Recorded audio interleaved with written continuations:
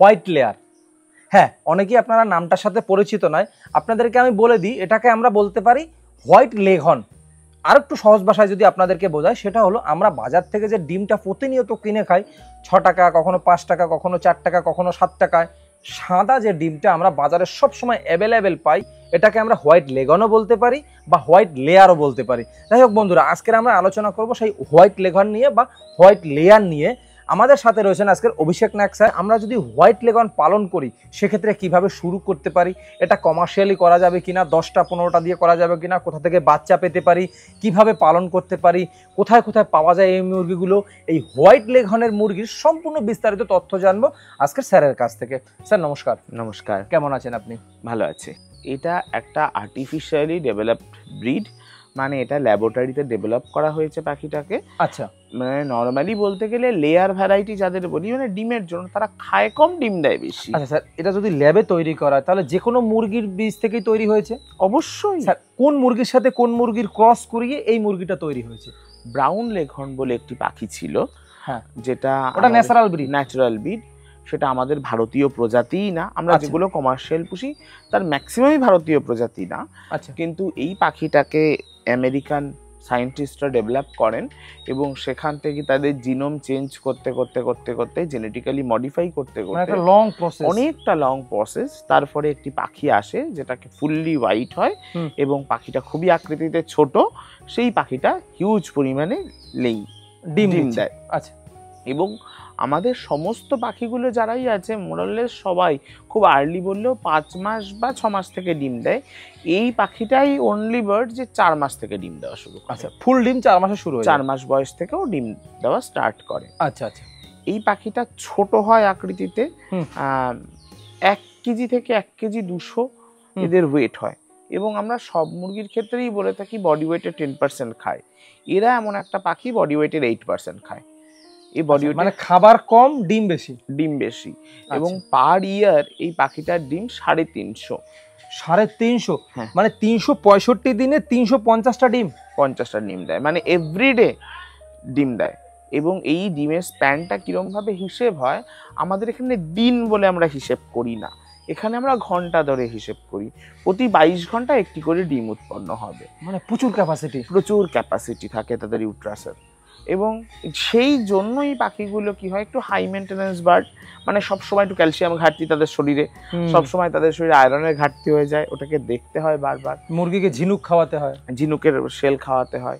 ওদের জন্য যে ফিডটা, সেটা যে কোনো ফিড হবে না, প্রপার লেয়ার ফিড হয় ওদের জন্য আলাদা ফিড তৈরি হয়, প্রফেশনালি ওদের জন্যই তৈরি হয়। বাজারে কিনতে পাওয়া যায়, প্রচুর কোম্পানির প্রপার লেয়ার ফিড আছে। গোদরেজ কোম্পানির আছে, অমৃতের আছে, আপনার আমাদের গভর্নমেন্ট এপিক কোম্পানির আছে, হরিণঘাটার আছে, প্রচুর কোম্পানির লেয়ার ফিড আছে মার্কেটে। সেই ফিডটাই ওদের প্রপারলি ফিড করাতে হয়, তার সাথে সাপোর্ট গার্ড তো আছেই। বন্ধুরা, আপনারা কি ফার্মিং এর সাথে যুক্ত রয়েছেন? আপনি কি আপনার ওষুধ বা পণ্য কিনতে অক্ষম রয়েছেন? আপনি কি বাজারে যাওয়ার সময় পাচ্ছেন না ফার্মিং করতে করতে? আপনাদের আর চিন্তার কোনো কারণ নেই। ভারতের প্রথম পশু সম্পদ অ্যাপ প্রাণীগঙ্গার সাথে আপনাদেরকে পরিচয় করে দিচ্ছি, যে অ্যাপসের মাধ্যমে আপনাদের সকল প্রয়োজনীয় জিনিসপাতি, সকল প্রয়োজনীয় দ্রব্য এবং সকল প্রয়োজনীয় ওষুধপাতি পেয়ে যাবেন এক জায়গাতে এবং অনেক সাশ্রয় রেটে। আপনাকে প্লে স্টোরে যেতে হবে, প্লে স্টোরে গিয়ে ডাউনলোড করতে হবে প্রাণীগঙ্গা অ্যাপ। যে অ্যাপসের মাধ্যমে আপনারা বাড়িতে বসেই অর্ডার করতে পারবেন এক ক্লিকের মাধ্যমে, এবং বাড়িতে বসেই পেয়ে যাবেন হোম ডেলিভারি। তো চিন্তা কি করছেন? ফার্মিং করুন এবং বাড়িতে বসেই আপনার প্রয়োজনীয় দ্রব্যাদি অর্ডার করে নিন এক্ষুনি। প্লে স্টোরে গিয়ে ডাউনলোড করুন প্রাণীগঙ্গা অ্যাপ বা গুগলে গিয়ে সার্চ করুন প্রাণীগঙ্গা.com। এখান থেকেই আপনার প্রয়োজনীয় দ্রব্যাদি, ওষুধপাতি, আপনার ফার্মিং জাত দ্রব্য এখনই অর্ডার করুন। এদের পোষার বেশ কতগুলো প্রসেস আছে। যেটা খুব চলতি প্রসেস সেটা হচ্ছে ব্যাটারি কেজিং। ছোট ছোট খাঁচা, যার মধ্যে 4টে করে পাখি ঢুকিয়ে দেওয়া হয়। নেটের একটা ফ্লোরের মধ্যে থাকে, বড় ফাঁকা পালন, হ্যাঁ, বড় নেটের মধ্যে থাকে, যেখান থেকে ডিম দিলেই ওই নেটের গ্যাপ থেকে নিচের র্যাকে ডিমটা এসে গড়িয়ে আসে। আমি খাঁচায় যাওয়ার আগে জানবো স্যার, ধরুন আমি এই মুরগিটাকে পালন করতে চাই, সেই পালন সম্বন্ধে আগে জানবো। আমি জানলাম মুরগির উৎপত্তি কিভাবে হলো, এবার আমি পালন সম্বন্ধে যদি আসি, আমরা কিভাবে পালন করতে পারি, কটা মিনিমাম পালন করতে হবে? দেখো ভাই, হোয়াইট লেঘনের ক্ষেত্রে একটা বাল্কের হিসেব। হোয়াইট লেঘনের কিন্তু ডিমের দামটা অন্যান্য পাখির ডিমের দামের থেকে কম থাকে। সেই জন্য হোয়াইট লেঘনে পার ডিমে 1 টাকা থেকে 1 টাকা 25 পয়সা শুধু লাভ পাওয়া যেতে পারে পার ডিমে। তার মানে 1 বছরে মাত্র 300 টাকা লাভ। হ্যাঁ, এক বছরে 300 টাকা 350 টাকা মতো লাভ হবে একটা মুরগি থেকে। একটা মুরগি থেকে 350 ডিম দেবে, এবং তার মধ্যে আমি ধরতেই পারি 10-12টা আমার প্রবলেম ডিম থাকবে, তাহলে আমি 320 টাকা মতো আমি পার ইয়ার একটা পাখি থেকে লাভ করতে পারি, না নট কেনা বেচা। সেই জন্য এটাকে স্কেলে করতে হবে, এই ডিমের মার্কেট কমার্শিয়াল স্কেলে করতে হবে। মিনিমাম তাদের যদি 5000 পাখি তারা না পোষে, তাহলে কিন্তু এই পাখিটা থেকে প্রপার গেনিং করা সম্ভব না। স্যার এই মুরগিটা কি ছেড়ে পালন করা যায়, মানে ঘরের ভিতর যে ছেড়ে পালন করি আমরা? মানে ওপেন ওয়েদারে করাই যায় না, প্রাকৃতিক পরিবেশও সহ্যই করতে পারে। ল্যাবরেটরি ব্রিড যেরকম ব্রয়লার ল্যাবরেটরি ব্রিড, ওকে খাঁচাতেই লাইট দিয়ে খাবার খাওয়াতে হবে? ওকে ঘরেই করা যেতে মানে করতে হবে, ব্যাটারি কেজিং হোক, নেটের উপর হোক, বা আমাদের ডিপ লিটার যেরকম ঘরের মধ্যে ব্রয়লার মুরগি চাষ করা, ঠিক ওরকম ভাবে ঘর করে। আমি ওটাই বলছি, ঘর করে, হ্যাঁ, ঘরের ভিতরে ছেড়ে যেরকম সোনালী মুরগি পালন করা হয় ওরকম ওপেন এরিয়াতে না, ঠিক আছে, ওরকম করা হবে, ওরকম করা যেতে পারে। ও আচ্ছা আচ্ছা। এদের ক্ষেত্রেও এদের 2.5 স্কয়ার ফিট মতো জায়গা পার বার্ডের জন্য দিতে হয়। আচ্ছা, দিয়ে এদের চাষ করতে হয়, নেস্টিং বক্স, মানে মিনিমাম 5000। মিনিমাম 5000 করলে সেটা সুন্দর রেশিও দেখতে পাওয়া যায়। আচ্ছা স্যার, আচ্ছা। এবং এখানে এরা অর্গানিক খাবার দাবার তেমন কিছু ইনটেক্ট করতে পারে না, কিছু কিছু খাবার ইনটেক্ট করতে পারে, হাই প্রোটিন অর্গানিক নিউট্রিশন যেগুলো আছে, কিছু হাই কোয়ালিটি গ্রেন এরা ইনটেক্ট করতে পারে, গম, ভুট্টা, এই ধরনের শুধু দানাও এরা নিতে পারে, হজম করতে পারে। ফলে সেই সব ভাবে করলে আরও এখানে 20% খাবার লেস করা সম্ভব। খুব বড় স্কেলে হলে তারা বেটার হয় নিজেদের জন্য ফিড প্ল্যান্ট তৈরি করে নেয়, সেখানে নিজের মতো ফিড রেডি করে নেয়। বাজারে কিনতে গেলে যে মার্জিন বিভিন্ন জায়গায় দিতে একটা 5 থেকে 6 টাকা মার্জিন চলে যায় ফিটে, সেটা তার নিজের কাছে থেকে যায়। স্যার আমি যদি বলি যে 5000 বললেন আপনি, কিন্তু আমি যত ফার্ম দেখেছি আমার লাইফে ব্যক্তিগত হিসাবে, সেক্ষেত্রে স্যার আমি 5000 কোথাও দেখিনি, মিনিমাম 30000। একদম, মানে আমি এটা মিনিমাম স্কেল বললাম, 5000-এর নিচে কেউ ভাবাটাও ঠিক না, যে 5000-এর কম করবে এটা ভাবাও ঠিক না, তার উপর থেকে ভাবতে হবে। আমি এটা একটা মিনিমাম স্কেল বললাম, যে 5000 থেকে সে শুরু করতে পারে। আচ্ছা, এবং সেটারও একটা প্রসেস আছে, স্টেপ টু স্টেপ প্রসেস আছে।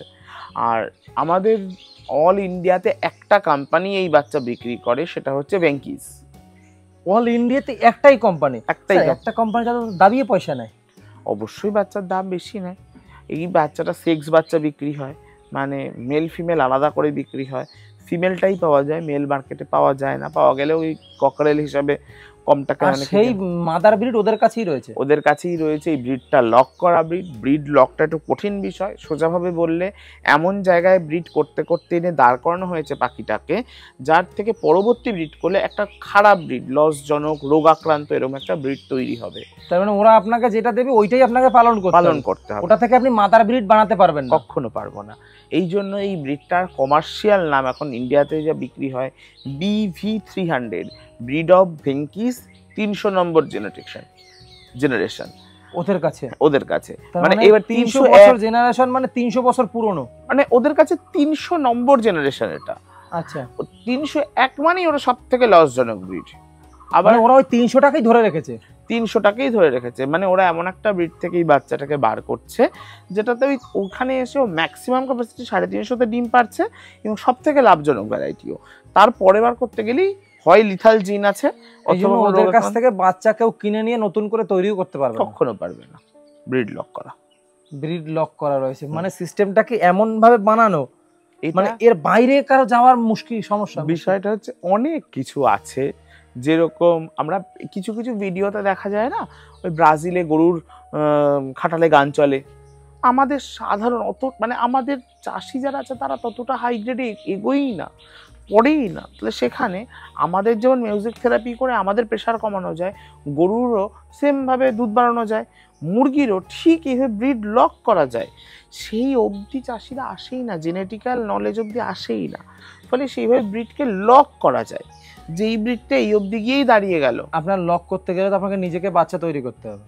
অবশ্যই নিজেকে বাচ্চা তৈরি করতে হবে। লক করবেন কিভাবে? এবং অবশ্যই তার জন্য ব্রিডার থাকতে হবে নিজের, মানে যে ব্রিডিং জেনেটিক্স এর উপর পড়াশোনা করেছে সেই ব্রিডার থাকতে হবে। তাহলে স্যার আমরা পালন করতে গেলে মিনিমাম 5000 মুরগি যদি পালন করি, তাহলে আমাদের খরচা কেমন হতে পারে?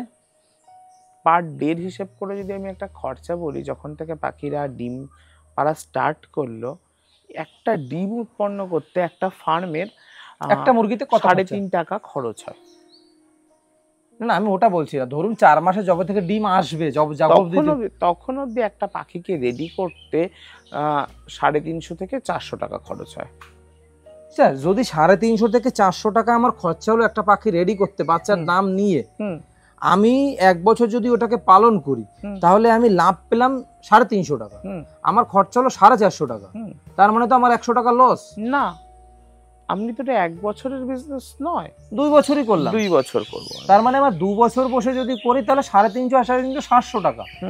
ঠিক আছে, 700 টাকা আমার খরচা হলো 450 থেকে 500 টাকা, তার মানে 200 টাকা লাভ।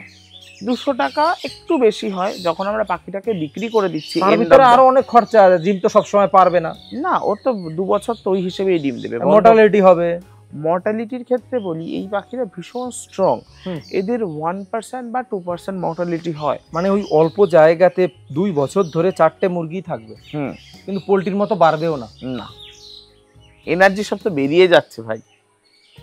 মানে ব্রিডটাকে এমন ভাবে তৈরি করা যারা বাচ্চা দিচ্ছে তাদেরই কন্ট্রোলে সব। একদম। আর একটা বিষয় হচ্ছে এদের ক্ষেত্রে ওই 2% মতো মর্টালিটি হয়, এবং 2%-এর ক্ষেত্রেও বলা যায় যে কোম্পানি থেকে যখন বাচ্চা আসে ম্যাক্সিমাম জায়গা থেকেই 1% বাচ্চা এক্সট্রা দেওয়া হয়, ফলে মর্টালিটিটা ওই জন্য আর এক্সট্রা করে হিসেব করে বলছি না। তাহলে স্যার 450 টাকা আমার খরচা হলো, এবং পাখিটা যখন বিক্রি হয়ে যায় তখনও 150 থেকে 200 টাকা পার বাচ্চা পাওয়া যায়। হয় না, কেন বলছি, ওই বার্ডগুলোই আমাদের পাড়াতে বিক্রি করতে নিয়ে আসে, ও 80 টাকা 90 টাকা 100 টাকা কেজিতে দেয়, এক একটা মুরগিতে 1 কেজি 200 গ্রাম হয়। আমি বলছি এটা কি হয়, যারা ছোট ছোট ভাবে এগুলো করার চেষ্টা করে তারা বিক্রির মার্কেটটা পায় না, কিন্তু যারা বড় স্কেলে করার চেষ্টা করে বা বড় স্কেলে করে তাহলে এই এত পাখি কোথায় যায়? তারপরও মুরগির মাংসের দাম ওঠে এত, যে 30,000 40,000 যে ফার্মগুলো দেখো প্রতি বছর তো একটা করে লট বেরোবে, তাহলে সেটা কোথায় যায়? তারা কি করে, ডগ ফুড ক্যাট ফুড যে কোম্পানি তাদের কাছে বিক্রি করে। আচ্ছা, এইখানেই একটা মাংসের দাম পাওয়া যায়, কারণ ডগ ফুড ক্যাট ফুড তারা পোল্ট্রির মাংস কিনবে না, তারা ব্রয়লার কিনতে পারবে না, তার মধ্যে অ্যান্টিবায়োটিক আছে, তার মধ্যে স্টেরয়েড আছে, ওই জন্য তাহলে তাদের খাবারটা ল্যাব টেস্টে গিয়ে বাতিল হয়ে যাবে। তারা দামি দেশি মুরগি কিনতে পারবে না, তারা ওই পাখিটা কিনতে পারবে। ওটা নিউট্রিশন ভ্যালু কাছাকাছি চলে আসে আমার দেশির মতন, নিউট্রিশন ভ্যালু ভালো, ডিহাইড্রেট করতে টাকা কম লাগে, জল কম, হার্ড বডি এক, আর সেক্ষেত্রে এদের জন্য ল্যাব টেস্টে বাদ যায় না। আজকের এই ইনফরমেশনটা আপনার কাছ থেকে জানলাম স্যার আমি, যে বলে না কাজ করতে করতে করতে করতে ইনফরমেশন জানে যে এই যে মুরগিগুলো আসলে যায়টা কোথায়, এবং এটার যে কাটিং, কিন্তু 99% লোক জানে না স্যার। আমি বলছি কাটিং ইউনিটে কেন তারা এত দাম দিয়ে কেনে, কাটিং ইউনিটে এভরি পাখি থেকে প্রায় 30 টাকার ব্লাডই বিক্রি করে দেয়, সে রক্তই বিক্রি করে দেয়। রক্ত কি কাজে লাগে? রক্ত ব্লাড মিল হয়, যেটা মুরগির ফিডে লাগে, যেটা মাছের ফিডে লাগে, এবং কিছু কিছু ক্যাপসুলেও ব্লাড মিল দেওয়া হয়। মানে মুরগির রক্ত বিক্রি হয়? হ্যাঁ, হলো।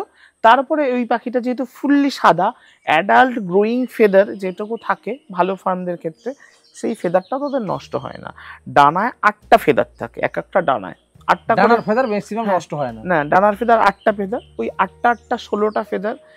এখনকার দিনে মিনিমাম 25 পয়সা করে পার ফেদারের দাম, তাহলে পার ফেদার 25 পয়সা করে যদি হয় তাহলে 1 টাকা, 1 টাকা, তাহলে একটা পাখি থেকে 2 টাকা, একটা পাখি থেকে 2 টাকা শুধু ডানার ফেদার থেকে দিয়ে 1 লাখ পাখি থেকে 2 লাখ টাকা, 2 লাখ টাকা। ফলে সেই জন্য তারা ওটা 150 টাকা বা 200 টাকায় মানে লট ধরে তুলে নিয়ে চলে যায়, এবং প্রপার কাটিং সব একবারই হয়ে যায়, মেশিনে কাটিং হবে, একসাথেই কাটিং হবে, আর ওদের কিছু ওয়েস্টেজ নেই। হাড়টা যেটা সাধারণ আমরা খেতে গেলে ওয়েস্টেজ, ওদের ওয়েস্টেজ নেই, ক্যালসিয়ামের জন্য তো দরকার, ওটাকে ওরা মুরগির খাবার না সরি ডগ ফিড বা ক্যাট ফিড তৈরি করছে, আবার কি ফেলাবে, ও সব খাবে। হ্যাঁ, এভরিথিং দিয়ে দেবে, এভরিথিং। অত পিস হবে না তো পেস্ট হবে, পেস্ট হয়ে বেরিয়ে যাবে। হ্যাঁ, আর যে ভিতরে নোংরা যেগুলো থাকবে সেগুলো মাছের খাবারে চলে যাবে, রক্তটা তো ব্লাড মিল হয়ে যাবে, যথেষ্ট দামি। এই মুহূর্তে ব্লাড মিল ফিড যদি কেউ বানান, তারা মুরগির ফিড জানেন, এই মুহূর্তে সম্ভবত ব্লাড মিলের ওটা স্কোয়ার করে বিক্রি হয়, পার কেজির দাম 140 থেকে 160 টাকা। স্যার আমরা ছিলাম সাদা মুরগি পালনে, আমরা চলে গেলাম ডগ ফিড ক্যাট ফিডে, আসলে সবই একটার সাথে একটা জড়িত। মানে ওই যে বললে না কোথায় বিক্রি হবে, কারা কিনবে। এইবার আসুন বন্ধুরা আসল লাইনে, সেটা হলো অনেকেই আমাকে ফোন করেন আপনারা যে দাদা ছাগল পালন করব, বেচবো কোথায়? অনেকেই আপনারা ফোন করে যে দাদা মুরগি পালন করব, বেচবো কোথায়? দেখুন, একটা আমি বাস্তব কথা বলি আমার জীবনের এক্সপিরিয়েন্স থেকে, সেটা হলো আমি যখন কোনো কাজ করতাম না তখন আমি জানতাম এটা কি করে হয়, এটা কোথায় যায়। কিন্তু আপনি যখন এই যে কোনো প্রফেশনে একবার ঢুকে গেলে না, আপনি বুঝতে পারবেন যে আপনার সাথে আপনার কম্পিটিটর কজন আছে। আপনি যতক্ষণ না ঢুকবেন আপনার লাইনে, আপনি যেটা করতে চান, তখন আপনার সাথে কম্পিটিটর জানতেও পারবেন না, কোথায় মার্কেট আছে জানতেও পারবেন না। দুনিয়াতে সব কিছু বিক্রি হয় আপনার বেচার যদি ক্ষমতা থাকে। হ্যাঁ, আপনি যখন যে লাইনে কাজ করবেন সেই লাইনের খবর আপনার কাছে পৌঁছাতে বাধ্য।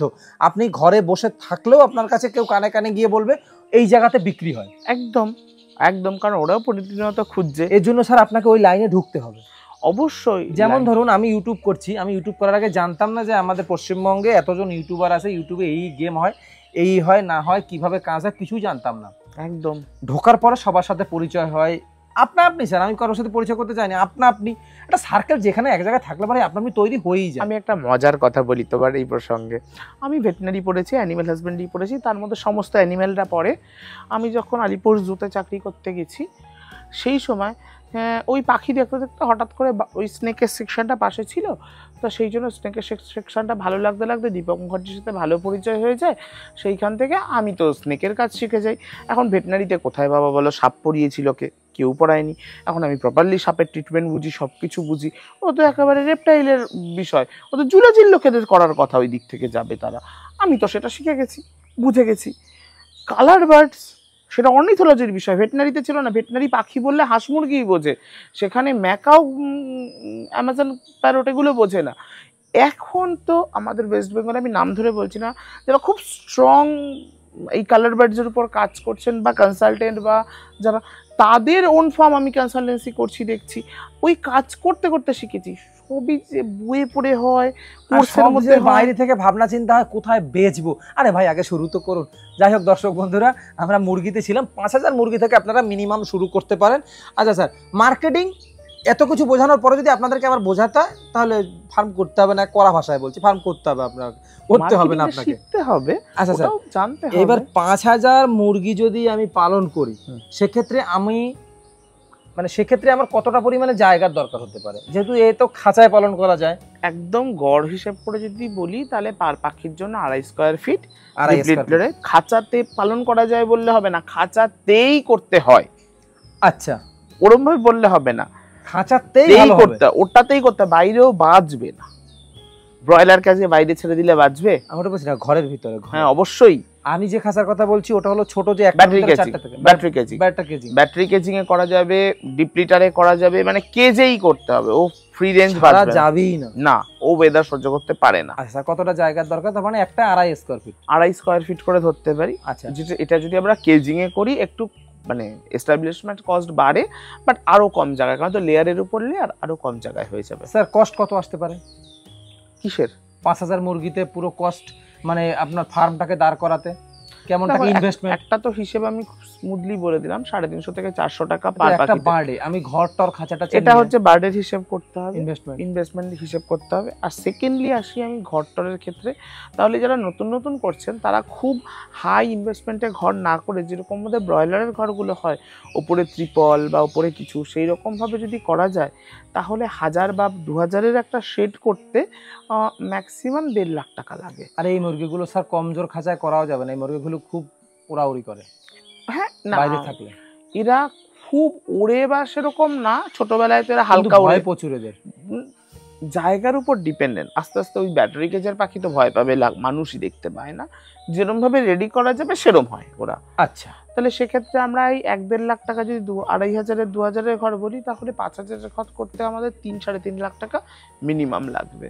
এটা দিয়ে শুরু করা যেতে। আচ্ছা, যাই হোক দর্শক বন্ধুরা, আপনাদেরকে খরচা বললাম, কেমন শুরু করবেন, কি থেকে তৈরি হয়, সম্পূর্ণ বিস্তারিত জানালাম। যাই হোক দর্শক বন্ধুরা, ভালো থাকবেন সবাই।